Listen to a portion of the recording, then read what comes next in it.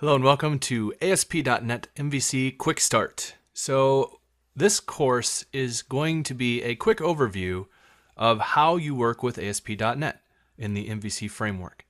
We're also going to talk about a little bit about how you can work with models, views, and controllers, and we're going to show all of that. We're going to wire it up with a database, and it's going to be using the Entity Framework and Code First migrations.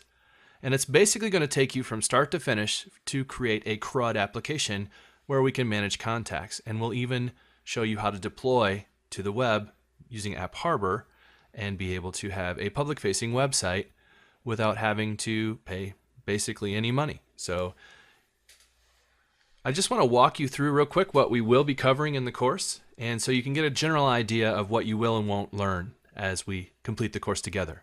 So we're going to go ahead and take it from the ground up. We'll get you started with Visual Studio 2015 Community. We'll use that to be able to do our coding and build the application.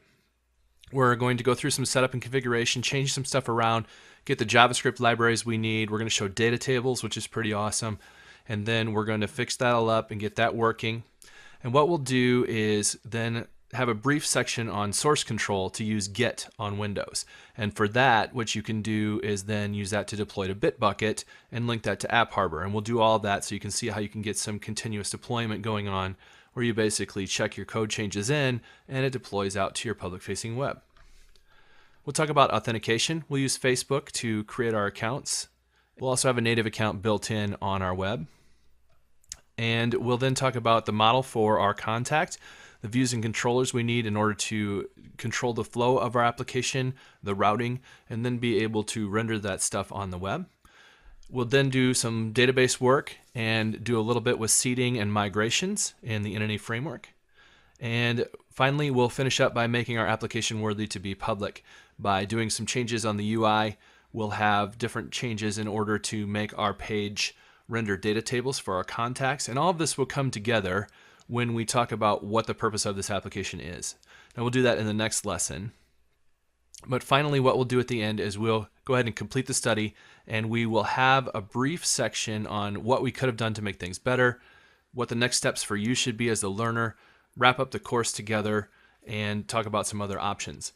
Now, what I want to make clear before you take this course is that this course is going to be a whirlwind tour of ASP.NET MVC.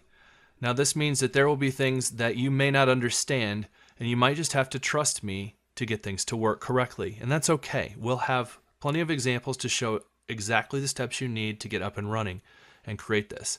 And then at the end, like we said, we have this section where we'll talk a little bit about what we should do next, and perhaps some of that will be find the sections in this course that you didn't really know enough detail about and find some courses on those sections. Perhaps you need to learn more about jQuery UI if you like that. Perhaps you'd like to learn more about JavaScript in general if you didn't quite understand how we used jQuery data tables and jQuery UI. Perhaps you would like to dig into Bootstrap, the framework that allows us to make responsive websites. All of these are easily searchable to find courses that you could take to further your skills, and we'll talk about that as we wrap up the course as well. So hopefully you've decided to take the course. My name is Brian, I'll be your instructor, and I have plenty of instruction experience for online computer science courses and a few courses here on Udemy as well that you could check out. But with that, let's go ahead and get started with the next video. Thank you very much. We'll see you next time.